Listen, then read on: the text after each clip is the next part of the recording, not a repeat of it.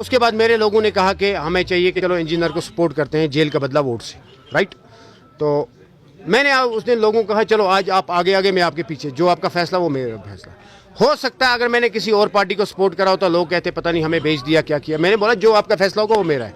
मैंने रैली निकाली यहाँ से 300-350 गाड़ी की, आप भी उसके गवाह होंगे लगभग, सबों ने देखी वो मीडिया पे।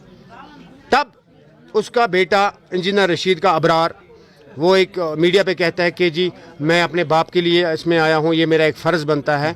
लेकिन कल भाई 20 तारीख तक ये पता नहीं इलेक्शन की कैंपेनिंग है, 22 को मैं कॉलेज चला जाऊँगा, मेरा सियासत के साथ कोई लेना देना नहीं। क्या आपने उससे ये बात पूछी कि भाई साहब आप ऑन कैमरा ये बोल रहे हो कि 20 तारीख तक मैं पॉलिटिक्स में? इसलिए मुनीर मीर लोगों के साथ शाना बशाना था, शाना बशाना है और मरते दम तक शाना बशाना रहेगा। ये मैं ऑन कैमरा बोल रहा हूँ इंशाअल्लाह रहमान। अस्सलाम वालेकुम नाज़रीन, दुनिया भर से देखने वाले लाख नाज़रीन को हमारा प्यार भरा सलाम पेश हो। आज हमारे साथ मौजूद है क्योंकि शाम का वक्त है। आज हमने मुनासिब जाना मुनीर मीर साहब। आज हम इनसे जानने की कोशिश करेंगे किस तरीके से आज जो हैं हालात बने हुए। अगर हम इस वक्त सियासत की बात करें, सियासत गर्म है। अगर हम लोला वैली की बात करें, लोला वैली में भी लगभग 11 कैंडिडेट्स जो हैं इस मैदान में है इस वक्त। मुनीर मीर साहब भी इस मैदान में है। मुनीर साहब खैर मकदम है आपका कश्मीर राउंड में। शुक्रिया, थैंक यू। आज के बारे में जिस तरीके से अगर हम बात करेंगे हम मुनीर मीर साहब की, मच्छल से आप वापस आए, 2-3 दिन आपने मच्छल में दिए और साथ ही 2-3 आपने मच्छल में दिए। अगर हम लोलाब की बात करें, किस तरीके से आप देख रहे हो यहाँ पे खुद को? आप खुद देख रहे हो, मैं किस तरीके से देखूंगा? पूरी दुनिया देख रही है वेव कहाँ जा रही है, एक ही साइड में। ये वन साइड गेम हो चुकी है अल्हम्दुलिल्लाह। लोगों ने इन सभी सियासी पार्टियों को नकार दिया है, ये हर कोई जानता है। मुनीर मीर को ये कहते थे कि एक छोटा सा लड़का सियासत में आया है, क्या करेगा, हम 70 साल पुराने पॉलिटिशियन हैं। लेकिन ये पब्लिक है, ये सब जानती है और अल्हम्दुलिल्लाह लोगों की सपोर्ट की वजह से आप सब देख रहे हो इस टाइम पूरा लोलाब सपोर्ट दे रहा है, अच्छी दे रहा है। जब से मैंने फॉर्म सबमिट करा है डे फर्स्ट से ही लोगों ने मुझे अच्छा अपना प्यार दिखाया, सपोर्ट दिखाई। हालांकि 2 दिन पहले ही मैं मच्छल से कल मच्छल से शाम को वापस आया। एक दिन मेरा जाने का था, एक दिन वापस आने का था, ऐसा कोई प्रोग्राम। ज़्यादातर अगर देखा जाए आप तो मच्छल में ज़्यादा जाते हो, क्या लोगों का दर्द क्या है वहाँ पे? क्या मुनीर मीर साहब को ज़्यादा वो लोग वहाँ पे क्यों ज़्यादातर बुलाते हैं और मुनीर मीर साहब वहाँ पे ज़्यादा जाते हैं? क्या मच्छल के लोगों को पुरानी जो पॉलिटिक्स यहाँ पे थी उनका कुछ दर्द अंदर है? देखिए, पहली बात मैं आपको बताऊं कि लोग किसी को नहीं बुलाते। बिल्कुल, जो पॉलिटिशियन होते हैं, जिनको लोगों के दर्द होते हैं, उनको खुद जाना होता है। जैसे कि आप देख रहे हो कि मेरा तकरीबन 4 साल से सियासी सफ़र रहा है।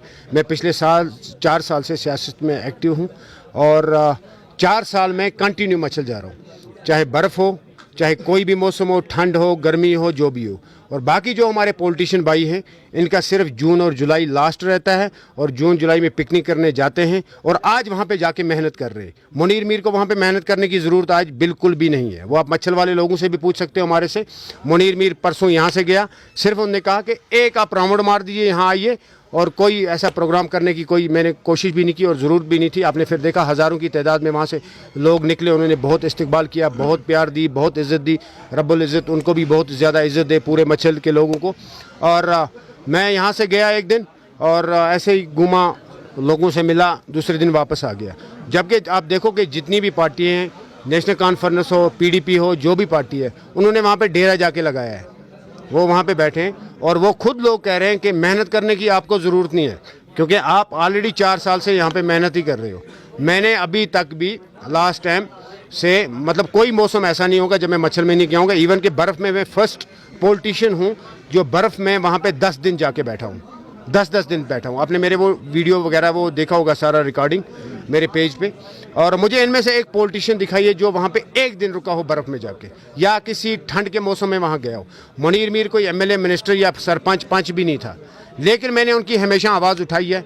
हर कोई जानता है, आप मीडिया से वाबस्ता हो, आपको भी पता होगा मच्छल के जो हालात रहे। वहाँ पे इलेक्ट्रिसिटी नहीं थी, यानी कि बिजली नहीं थी, वहाँ पे कम्युनिकेशन नहीं था। मैंने आवाज़ उठाई, मेरे पास कोई पावर नहीं था, मैं उनको सैंक्शन कर सकता था या दे सकता था, लेकिन मैं हमेशा उनकी आवाज़ बना हूँ। चाहे रोड का मसला हुआ हो, चाहे हॉस्पिटल का मसला था, जो भी मसला वहाँ पे था, राशन का था, जैसे भी हालात थे, चाहे उनको जो भी प्रॉब्लमें आती थी, मुनीर मीर उनके साथ खड़ा रहता था, खड़ा हूँ। और इंशाल्लाह मैंने उन लोगों से वादा किया है कि जब तक मुनीर मीर ज़िंदा है, मच्छल के लोगों के साथ, पूरे अपने लोलाब के लोगों के साथ, चाहे चाहे हार हो चाहे जीत हो, किसी भी हालात में उनके साथ शाना बशाना खड़ा रहूँगा और इंशाल्लाह लोगों की आवाज़। आपको लगता है कि पुराने जो पॉलिटिक्स के लोग थे यहाँ पे, उन्होंने उनके साथ सौतेले माँ का सलूक किया है? जनाब, मैंने 1000 बार ये बोल दिया है, आप मेरा मीडिया कवरेज चेक करिए, जो भी मैंने बाइट दी होगी उसमें मैंने मच्छल का जिक्र ज़रूर करा होगा कि मच्छल के साथ हमेशा सौतेली माँ का सलूक हुआ है। और अगर आप वावरा ब्लॉक की बात करें तो इसके साथ भी सौतेली माँ का सलूक हुआ है। देखिए, मैं वो पॉलिटिशियन नहीं हूँ जो वोट बैंक बचाने के लिए, जैसे कि आज जो भी आप देखो, वो सिर्फ कोई ऐसी बात नहीं करेगा कि जिससे उसको कहीं पर वोट कम हो। मुनीर मीर पहला बंदा है, जब मैं मच्छल गेम में गया, कोई ऐसा गलत काम हो रहा था, मैंने उस काम को रोका, मैंने डीसी साहब को फ़ोन किया, और चाहे मेरे उसकी वजह से वोट 100 काटें 200 काटें, लेकिन मैंने उन लोगों के साथ गलत नहीं होने दिया। और यहाँ पे एक पॉलिटिक्स चली है, पोतनई वर्सेस ब्रोहनई और लालपुर वर्सेस सोगाम, हमेशा ये चलता है। और इन लोगों के साथ मैं आपको अपनी बात कहूँ, मेरे वावरा बुलाक की, जब मेरे एक वर्नों के मेरे भाई ने मुझे कहा कि मेरे पास किराया नहीं था, फिर मुझे तहसील पे जाना था, मैं वर्नों से पैदल चला और फिर तहसील पे पहुंचा, वहाँ पे तहसीलदार साहब उस दिन नहीं आए थे, फिर वहाँ से पैदल घर पहुँचा। जितनी मुझे बद्दुआएं आती थी वो सारी बद्दुआएं मैंने इनको दी। क्या ये इंसाफ है? मुझे बताओ। मैं बोलता हूँ हमारे वहाँ पे सोगाम में 4 और तहसीलें लगा दो, मुझे खुशी होगी। 5 और हॉस्पिटल बना दो, मुझे और खुशी होगी। 6 और डिग्री कॉलेज बना दो, मुझे और खुशी होगी। लेकिन कम से कम वावरा ब्लॉक में भी एक तहसील का दर्जा होना चाहिए था ना, होना चाहिए था, नहीं होना चाहिए? उसके बाद अगर आप हॉस्पिटल की बात करिए, यहाँ पे वर्नों से जब एक पेशेंट को लिया जाता है सोगाम में, वहाँ पे ऑलरेडी बहुत ज़्यादा रश होता है, जिसकी वजह से वैकेंसी कम है, वहाँ पे जगह थोड़ी है, स्पेस कम है। तो जब तक वो वहाँ पहुँचता है उसको फिर रेफ़र कुपाड़ा करते हैं, तब तक की कहानी ख़त्म हो चुकी होती है। अगर हमारे वावरा ब्लॉक में भी एक हॉस्पिटल होता, चाहे जहाँ पे वावरा ब्लॉक में कहीं पे भी जहाँ पे सेंटर में रखते, तो जो हमारा सोगाम का हॉस्पिटल है उस पर लोड कम पड़ता, तो उनको वहाँ के जो लोग हैं, जो भी सोगाम ब्लॉक हैं, उनको प्रॉपर सर्विस मिलती। और यहाँ जो वावरा ब्लॉक हैं, इनको भी प्रॉपर सर्विस मिलती। फिर अगर आप डिग्री कॉलेज की बात करें, आप खुद ही देखिए, हमारे लड़कों से पूछिए, कुछ ऐसे भी लोग हैं, ऐसे भी गरीब हैं, जिनके पास जब तक वो मजदूरी नहीं करेंगे शाम को उनको खाना नहीं मिलेगा भाई मेरे। फिर उनको अपने बेटे को सुबह पहले 100 रुपया देना है किराया, तब वो कॉलेज जाएगा। तो अगर वो कहीं पे नज़दीक होता तो वो पैदल भी जा सकता था, कम से कम। क्या चलो एक डिग्री कॉलेज वहाँ पे, एक यहाँ पे नहीं लग सकता था? फिर अगर मच्छल में आप आइए, मच्छल में इतना सा हॉस्पिटल एक है, कोई फैसिलिटी नहीं है, इवन के वहाँ पे लेडी डॉक्टर भी नहीं है। खता किसका है? खता पॉलिटिशियनों का है, और किसका है? मुझे बताइए। यहाँ पे मिनिस्टर रहे, MLA रहे, कौन रहे आप सब जानते हैं। यहाँ पे नेशनल कॉन्फ्रेंस की 70 साल हुकूमत रही, मुझे बताइए उन्होंने क्या किया। अब मैं आपको बताता हूँ यहाँ पे जो भी एसेट है वो किसने बनाए। आप सोगाम 100 बेड की हॉस्पिटल की बात करिए और इस पर रिसर्च करना, सबों को बोल रहा हूँ मैं, जो भी ये मेरे भाई यहाँ पे सुन रहे, सोगाम में जो 100 बेड हॉस्पिटल है, गुलाम नबी आज़ाद साहब ने दिया है। आप पता करना, अगर ये गलत हुआ तो मैं सियासत ही छोड़ दूंगा। Number 2, degree college Sogam, Ghulam Nabi Azad साहब ने दिया है। उसके बाद अगर आप चलिए ITI लालपुरा, गुलाम नबी आज़ाद साहब ने दिया है। उसके बाद कुपारा सोगाम अपग्रेड रोड, गुलाम नबी आज़ाद साहब ने किया है। जब वो CM थे 2.5 साल के पीरियड पे 200 करोड़ उन्होंने लोराब के PMGSY रोडों के लिए दिया है। उसके बाद चलिए मेरे मच्छल में एक तहसील है छोटी सी और कोई एसेट नहीं है वहाँ पे, गुलाम नबी आज़ाद साहब ने दिया है। आप चलिए कुपवाड़ा में 200 बेड हॉस्पिटल, गुलाम नबी आज़ाद साहब। हनवाड़ा में 200 बेड हॉस्पिटल, गुलाम नबी आज़ाद साहब।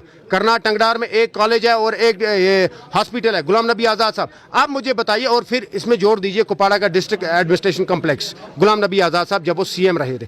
मुझे बोलो मेरे भाई, 70 साल में यहाँ पे कौन सा ऐसा एसेट है मेरे कुपवाड़ा में या मेरे लोलाब में? वो CM रहे, उस टाइम वो CM रहे, लेकिन यहाँ तो उस टाइम MLA होंगे। हाँ, उनकी वजह से उन्होंने इनॉग्रेशन यहाँ पे की होंगे। देखिए मैं आपको नहीं, ये जो भी प्रोजेक्ट है वो CM ही करता है। मैं अगर कहीं पे MLA हूँ, मेरी बात सुनिए, कोई CM है, आज़ाद साहब CM थे, फिर यहाँ पे किसी और पार्टी के कोई MLA थे, तो दिया तो CM ही ना, वहाँ पे फिर वो MLA ही वो डिस्ट्रीब्यूट करेगा। मेरे कहने का मतलब है, मुझे ये बताइए, नेशनल कॉन्फ्रेंस का मुझे एक एसेट कुपवाड़ा में दिखाइए। 70 साल में PDP भी 2 बार यहाँ पे सरकार बना चुकी है, मुझे दिखाइए क्या है मेरे लोलाब में। मेरे लोलाब में एक हॉस्पिटल है, एक डिग्री कॉलेज है, एक ITI है, बस इतने, जिसपे 3 ब्लॉक चल रहे हैं पूरे, मच्छल ब्लॉक, वावरा ब्लॉक, सोगाम ब्लॉक। क्या यहाँ पे 2 हॉस्पिटल नहीं होने चाहिए थे? क्या यहाँ पे 2 डिग्री कॉलेज नहीं होने चाहिए थे? क्या यहाँ पे एक तहसील और नहीं होनी चाहिए थी? अब आप मीडिया से मैं कहता हूं, क्या आप इन पॉलिटिशियनों से कभी कड़वे सवाल पूछते हो? नहीं पूछते हो, ये मैं आपको भी बोल रहा हूं, आप मेरे भाई हो। नहीं पूछते उनका भी आंसर ये होता है। नहीं उनका भी आंसर वो कहते हैं हमने किया है। अच्छा, वो कहते हैं हमने किया है। लेकिन आपका कहना सही है कि गुलाम नबी आज़ाद जब वो CM थे, उन्होंने यहाँ पे इतने जितने, अगर हम हॉस्पिटल की बात करें या हम डिग्री कॉलेज की बात करें, उन्होंने यहाँ पे वो इस यहाँ पे रखा है। क्या आप देख रहे हैं मतलब यहाँ पे बीडीपी का एक यहाँ पे मिनिस्टर है, उन्होंने कुछ किया है आपके नजरों के? आप ही बताइए क्या किया है? वो कह रहे हैं हमने किया, हमने बाईपास जो लोला बाईपास है हमने वो लाया यहाँ पे। मैं अभी कहूंगा उन्होंने कहा कि हॉस्पिटल- मैं अभी कहूंगा कि मैंने लोलाब में सोने की सड़कें बिछा दी। क्या आपका फर्ज नहीं है जाके देखो वो बिछाइए या नहीं बिछाइए? उसे पूछो ना भाई कहाँ पे है, आपने अगर कुछ किया है तो मुझे दिखाओ कहाँ पे किया है। भाई साहब यहाँ पे यही 3 चीजें हैं। रोड हमारा हक है, ठीक है, हेल्थ निज़ाम हमारा हक है, एजुकेशन हमारा हक है, हम टैक्स पेयर हैं, टैक्स पे करते हैं बहुत सारे लोग, और टैक्स के पैसा हमारा ये जब कोई भी प्रोजेक्ट आता है वो टैक्स के पैसे से आता है। फिर वही मिनिस्टर अगर उसमें से 100 करोड़ होता है 10 करोड़ खर्चेंगे, 90 करोड़ खुद को खा लेंगे। लेकिन धोखा सिर्फ लोगों के साथ होता है। और मैं आपसे ये बता रहा हूँ कि यहाँ पे जो भी रहा आप सब जानते हैं और लोग जानते हैं, मेरे कहने की कोई ज़रूरत नहीं है। अगर ऐसा इन्होंने किया होता तो कल मच्छल में इनके साथ लोग निकले होते, इनको मच्छल वाले लोग एक्सेप्ट करते। मुनीर मीर जब मच्छल गया पूरे मच्छल ने मुझे वेलकम किया, पूरे मच्छल ने प्यार दिया। और मैं आपको ये बात भी बता दूं, जब मुनीर मीर मच्छल जाता है मेरे साथ तकरीबन 30-40 लोग होते हैं। जब भी मैं विजिट करता हूँ, जहाँ जिस घर में चाहूँ उस घर में मैं रह सकता हूँ। एक 30-40 बंदों को खाना खिलाते हैं और उसके बाद उस खुशी में पूरे गांव को शाम को खाना खिलाते हैं। वो मेहमान नवाज है। और मुझे बताओ, ये सिर्फ जून जुलाई, अब वोटिंग का टाइम आ गया, डेरा वहाँ पे डाला है, कोई वोट नहीं मिलेगा, ये मैं आपको गारंटी देता हूँ। मच्छल में वन साइड गेम है, सिर्फ वोट पड़ेगा और मुनीर साहब को, मुनीर मीर को पड़ेगा, सॉरी मुनीर मीर को ही पड़ेगा। वो आप मच्छल के लोगों से ही पूछ लीजिए, मुझसे मत पूछिए। आपने देखा भी होगा, बहुत सारे मीडिया वालों ने भी पूछा था, आप आवाम से भी बात करिए। लेकिन लोग सिर्फ मुझे एक ही बात का क्रेडिट दे रहे कि मुनीर साहब आप ना एमएलए थे, आप ना मिनिस्टर थे, आप ना 5 सरपंच डीडीसी कुछ भी नहीं थे, लेकिन आप 5 साल मच्छल आए। हालांकि मैंने उनको कुछ नहीं दिया, लेकिन मैं 5 साल जाता था उनके घर में बैठ के खाना खा के वापस आता था, लेकिन उनकी खबर लेने जाता था। जब भी बर्फ़ होती थी, कोई भी मौसम होता था, अगर वहाँ पे कोई भी हादसा हुआ, मकान जला मुनीर मीर पहुँचा, वहाँ पे कोई भी हादसा हुआ मैं पहुँचा, हर बार गया। ये तो आज जाएंगे, मेहनत करने की उनको ज़रूरत है, करें मेहनत, फिर देखते हैं वोट किसको मिलेंगे, वो तो आवाम पे। मुनीर साहब अगर हम बात करेंगे लोलाब की बात करेंगे, किस तरीके से आप लोलाब को देख रहे हो? यहाँ पे 11 कैंडिडेट इस वक्त मैदान में हैं, कांटे का मुकाबला होने वाला है। मुनीर मीर साहब किस तरीके से अपने आप को देख रहे हैं यहाँ पे? क्योंकि अगर आपने मच्छल की बात की, या हमने सुना कि कोविड में आपने लोगों को भरपूर मदद की यहाँ पे, किस हद तक ये सही? देखिए, पहली बात मैं आपको कोविड की बता दूं। क्या आपने देखा जब मैंने कोविड में काम किया? हाँ देखा, सुना मैं। 3 महीने मैंने कोविड में काम किया। हालांकि जब मैंने डीडीसी इलेक्शन लड़ा, उसके बाद मैंने इलेक्शन हारा, ठीक है, हार गया, पिक्चर खत्म।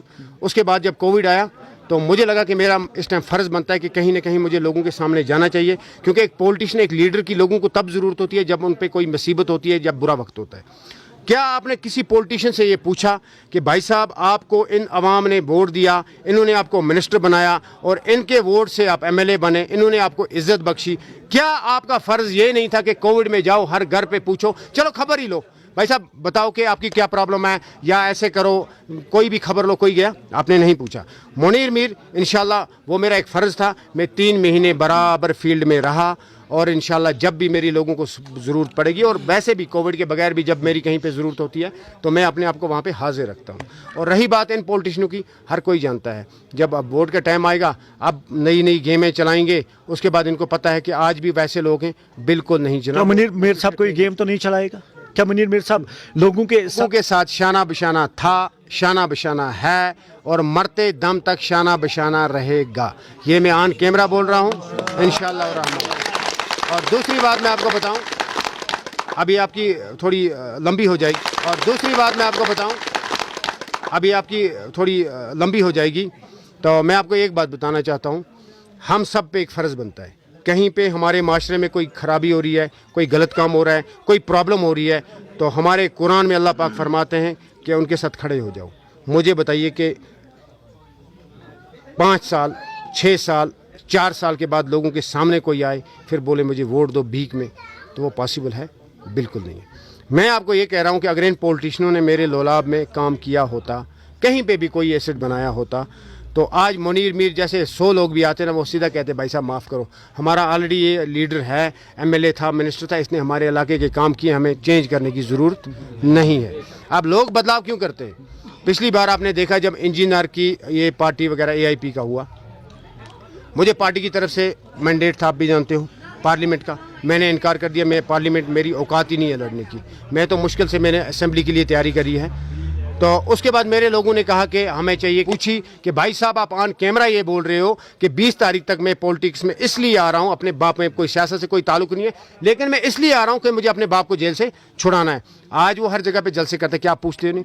उससे आपका फर्ज नहीं है पूछना, पहली बात। दूसरी बात मैं आपको ये बता रहा हूं कि आपको पूछना चाहिए। दूसरी बात, इंजीनियर रशीद खुद कहता है कि खानदानी राज, हमें खानदानी राज नहीं करना है, मेरे खानदान में मेरे बाद कोई भी इलेक्शन नहीं लड़ेगा, राइट? उससे आपने क्या पूछा? अब आप बोलोगे कि वो हमें बात का जवाब ही नहीं देते। भाई आप लोगों को दिखाओ ना वो आपकी बात का जवाब। अभी आपने मुझसे कोई बात पूछी, मैं जवाब नहीं दूंगा, तो आपका कैमरामैन तो रिकॉर्ड कर रहा है ना, तो आप लोगों को दिखा सकते हो ना कि मुनीर मीर से मैंने सवाल पूछा, ये तो जवाब ही नहीं दे रहा है। तो आप उनसे पूछना उसकी भाई से हमने पूछा, उन्होंने कहा ये खानदानी राज नहीं है, ये हम खानदानी खिदमत है। अच्छा मुझे एक बात बताओ भाई साहब, खानदानी खिदमत करनी है तो पहले अपने घर की करो। मुझे बोलो, जो बंदा 1.5 लाख नौकरी ले रहा है, सैलरी ले रहा है, एक अच्छे पोस्ट पे है, आप मुझे बताइए आज 10,000 की सैलरी किसी को नौकरी मिलती है? मेरे पढ़े लिखे ग्रेजुएट भाई तरसते हैं कि हमें एसपीओ की नौकरी मिले। भाई साहब 10,000 6,000 के लिए, और बंदा 1.5 लाख की नौकरी छोड़ रहा है। क्यों छोड़ रहा है? वो तो सारे लोग जानते हैं, करोड़ों में जब आएगा तो उसको हज़ारों में क्या करना है, लाखों में क्या करना है, पहली बात। दूसरी बात, इसका इन्होंने भी ये कहा, इंजीनियर ने भी ये कहा, 1000 बार कहा है कि हम खानदानी राज, मेरे खानदान से कोई इलेक्शन नहीं लड़ेगा। आज खिदमत कहाँ से आ गई? और दूसरी बात, तब ये जेल का बदला वोट से मांग रहे थे। और इन्होंने एक बात और कही थी कि जब इंजीनियर रशीद जेल से छूटेगा और जितने भी हमारे जेलों में बंद हैं सबको छुड़ाएंगे। कौन आया भाई मुझे बताओ? सिर्फ इंजीनियर आया। और ये भी एक प्री प्लानिंग है सारी। मैं लोगों के, अपने लोलाब के सारे लोगों से दरखास्त करता हूँ, हाथ बांध के, चाहे मुनीर मीर पसंद है तो वोट दीजिए, नहीं है तो मत दीजिए, मैं यहीं से कहता हूँ। लेकिन आपको अल्लाह का वास्ता है, अपने बच्चों को, अपने माशरे को तबाह बर्बाद मत करिए। जैसे हम 70 साल बर्बाद हुए हैं, एक शेख खानदान हमें तबाह बर्बाद किया है, अब ये दूसरा शेख खानदान आया जो हमें तबाह बर्बाद करेगा। इस टाइम हमारे नौजवानों के अंदर एक जज्बात भरा जाता है, नारे दो, ये दो, जज्बाती नारे दो। भाई साहब जज्बात से पेट नहीं पलता। यहाँ पे वोट इसलिए नहीं दिया जाता कि आपको आखिरत में इसका बदला मिलेगा। आपको लग रहा है ये खोखले वादे हैं इंजीनियर साहब?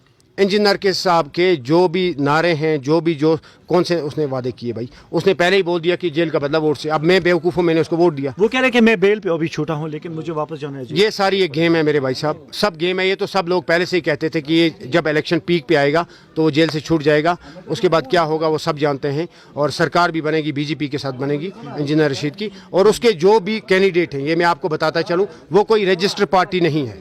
AIP के कैंडिडेट इंडिपेंडेंट फॉर्म सबमिट कर रहे हैं। और AIP का जो भी कैंडिडेट अगर कल जीतता है वो किसी भी पार्टी में जा सकता है, ये आप भी जानते हो, क्योंकि वो रजिस्टर्ड पार्टी है। मुनीर मीर DPAP का एक हिस्सा है। अगर मैं कल MLA बन के पार्टी को छोड़ूं तो मेरी सीट खाली हो जाती है, यहाँ पे नए से इलेक्शन होगा। मुनीर मीर DPAP को तब तक नहीं छोड़ सकता जब तक उसको MLA रहना है, 6 साल के लिए या 5 साल के लिए। तो उसका कैंडिडेट कहीं पे भी चला जा सकता है। वो क्या पता कल BJP उसको 1 करोड़ 10 करोड़ 20 करोड़ से खरीद ले तो वो चला जाए BJP में, ऐसा भी तो हो सकता है ना। अब मैं लोगों से कह रहा हूँ, अपने इसके खासकर मैं अपने कुपवाड़ा के लोगों से अपील कर रहा हूँ, नौजवानों से, आपको अल्लाह का वास्ता है जज्बात में मत पड़िए। वोट डेवलपमेंट और रोजगार के लिए दिया जाता है। वोट से आपको जन्नत नहीं मिलेगा कि आप चाहो मैं किसी की मदद कर रहा हूँ तो कल मुझे जन्नत मिलेगा। जन्नत चाहिए तो जाओ इबादत करो, मस्जिद में बैठो, नमाजें पढ़ो, अल्लाह की इबादत करो तो आपको जन्नत मिलेगा। वोट का बदला है भाई, मैं आपको वोट दे रहा हूँ, हमें डेवलपमेंट चाहिए, हमें रोजगार चाहिए, रोजगार के जरिए चाहिए, तो इसलिए वोट होता है। कौन देगा रोजगार? कौन देगा बच्चों को? क्योंकि अगर नौजवान की बात करेंगे, नौजवान इस वक्त जो है ठोकरे खा रहे हैं, बेशक ठोकरे खा रहे हैं बेचारे, क्योंकि उनको हर एक ने जो भी पॉलिटिक्स पार्टी यहाँ पे आया, हर एक ने ठुकराया है यहाँ पे। क्या रोजगार दिलाओगे आप? क्या कौन सा रोजगार दिलाओगे? एक होते परमानेंट जो गवर्नमेंट रोजगार, दूसरा होता है प्राइवेट रोजगार। किस सेक्टर में आप ज़्यादा काम? देखिए भाई साहब, आप मेरी कोई भी स्पीच चेक करना, कोई भी बाइट चेक करना, मुनीर मीर ने कभी कोई झूठ नहीं कहा होगा। पहली बात मैं सबको कह दूं कि नौकरी लगना किसी के लिए भी मुमकिन नहीं है, ये मैं आपको बता रहा हूँ, ऑन कैमरा बता रहा हूँ। जैसे आजकल कोई भी पॉलिटिशियन जब किसी के घर जाता है ना, मैं आपके एक बच्चे नहीं 2 को नौकरी लगाऊंगा, 3 को लगाऊंगा, आज ये करो। मैं कहता हूँ अल्लाह रसूल की कसम, कोई भी पॉलिटिशियन किसी लड़के को नौकरी नहीं लगा सकता। हाँ, अब रोजगार के जरिए हैं, हमारे पढ़े लिखे नौजवान हैं, इनको कोई स्कीमें दिला दो, कोई मतलब कुछ भी प्राइवेट सेक्टर में वो करेंगे। अगर हमारी यहाँ पे टूरिज्म खुलता है, टूरिज्म होता है कहीं पे कोई स्पॉट, जैसे हमारा मच्छल सेक्टर है, हमारा लोलाब है, हमारा ये बांडीपुरा रोड यहाँ से बनने जा रहा है, यहाँ है, पूरे लोलाब में हर जगह पे टूरिज्म अगर खुलेगा तो कम से कम 1000 फैमिली को रोज़गार मिल सकता है। तो ये ज़रिए बन सकते हैं, नौकरी नहीं मिल सकती। अब मैं आपको बता दूं कि पहले यहाँ पे सिर्फ जम्मू कश्मीर का ही बाशिंदा नौकरी लग सकता था हमारा नौजवान, आज तो बाहर से कोई भी लग सकता है। और फिर उनकी क्वालिफिकेशन भी देखिए, फिर उनका भी देखिए, फिर हमारी ये देखिए। नहीं, आप तो आर्टिकल पे आ गए, आपको पता है, क्योंकि नेक्स्ट कॉन्फ्रेंस कह रहे हैं कि हम आर्टिकल वापस लेकर रहेंगे। आपको लग रहा है, क्योंकि आपने भी ये बात छेड़ी यहाँ पे, क्योंकि 35 से यहाँ पे एब्रिगेट हो दोनों हुआ, लेकिन आपको पता है क्योंकि ये किसने किया, क्या किया, आपको पता होगा, ज़्यादा नॉलेज आपके पास होगा। आपको जनाब ये आर्टिकल की बात, हाँ, आर्टिकल ये कह रहे हैं कि हम जब भी हम हुकूमत बनेंगे हम आर्टिकल। सुनिए, ये तो मुझे लगता है बहुत लंबी होगी, शायद कोई देखेगा नहीं। मैं आपको ये बता रहा हूँ। पहली बात, आर्टिकल 370 इन्होंने कहा कि टेम्परेरी था। ये सब लोगों को पता होना चाहिए कि आर्टिकल 370 टेम्परेरी था। क्या ये हमें फिक्स मतलब पक्का हमें करके रखना था, अपने हमें फिर बना के देते, हम अपनी जेब में रख देते, ठीक है।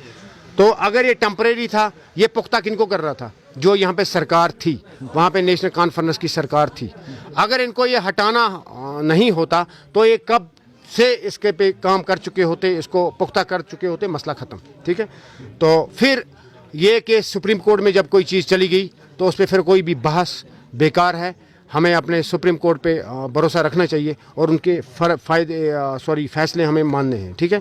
सुप्रीम कोर्ट ने ये तोड़ दिया है, सब जानते हैं। अब कोई भी पॉलिटिकल पार्टी अगर आपको ये बोल रही है कि मैं आर्टिकल 370 वापस लाऊंगी, वो झूठ नहीं, वो तो वो बंदा मानेगा जिसको टोटल अल्लाह पाक ने दिमाग ही नहीं दिया होगा। नेशनल कॉन्फ्रेंस दावा कर रही है। हाँ, एक चीज़ है, देखो, सुप्रीम कोर्ट हमारा वापस दे सकता है, वो मिजाज है। सुप्रीम कोर्ट में अगर हम उसकी जंग लड़ सकते हैं या कोई भी इसमें हमारे कानून के दायरे में आके, वो हो सकता है। लेकिन मैं आपको बोल रहा हूँ, कोई भी पॉलिटिकल पार्टी आर्टिकल 370 35A वापस नहीं ला सकती। ये सब जानते हैं, ये सिर्फ झूठ है।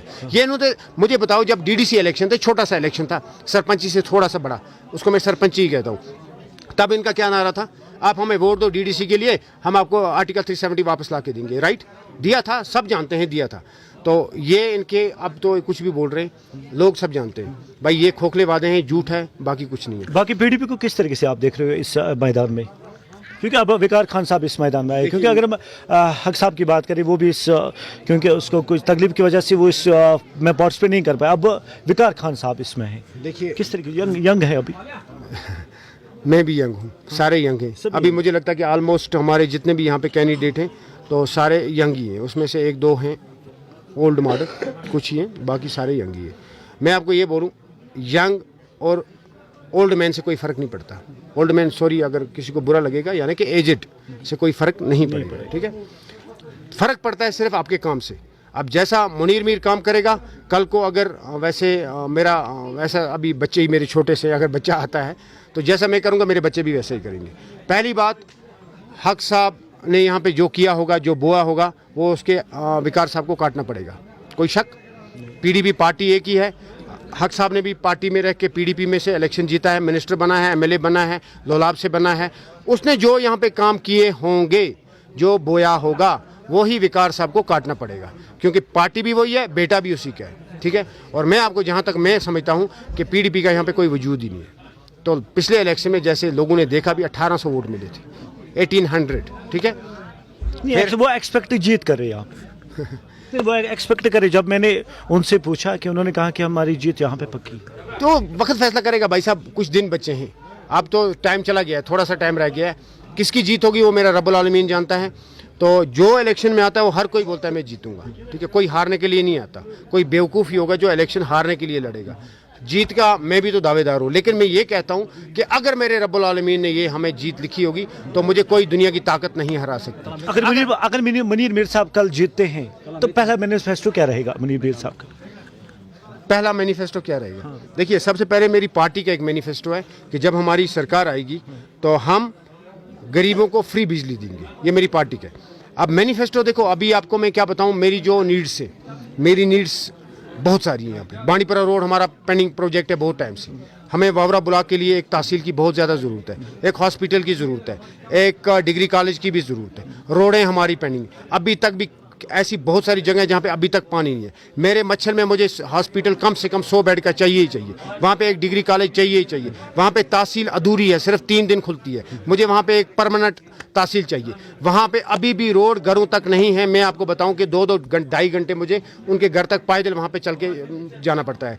और फिर ऐसा हिली है और वहाँ पे उनको रोड चाहिए। और जब वो बोझ लेके वहाँ पे चढ़ते होंगे, आप खुद अंदाज़ा लगाओ उनकी हालत कैसी होती होगी अगर 10 या 20 kg वो उठा के जाएंगे। वहाँ पे रोडों की प्रॉब्लम है। मैं आपको बोलूँ, राशन की आज प्रॉब्लम है।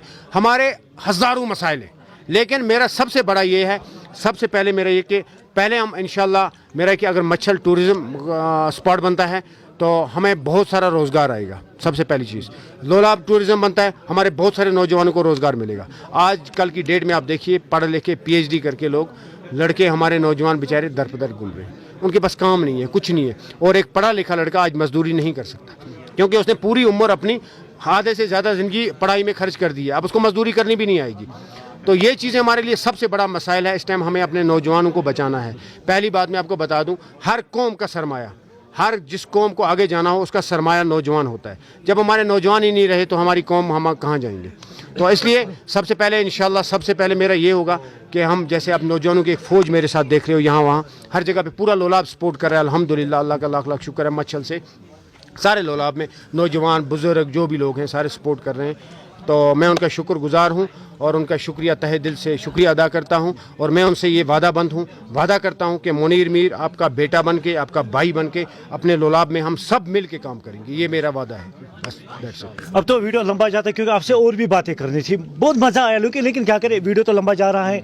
ये तो हमारे साथ मीर साहब, जिन्होंने एक अच्छी बातें कही यहाँ पे, जिस तरीके से आर्टिकल के हवाले से उन्होंने दिया, उन्होंने सीधा निशाना जो है इनेस्ट कॉन्फ्रेंस साथ ही में PDP को ठोका। हमारे साथ आप बने रहे। कश्मीर क्राउन के लिए मैं लोलाब से राजा मंजूर। ओके सर, शुक्रिया।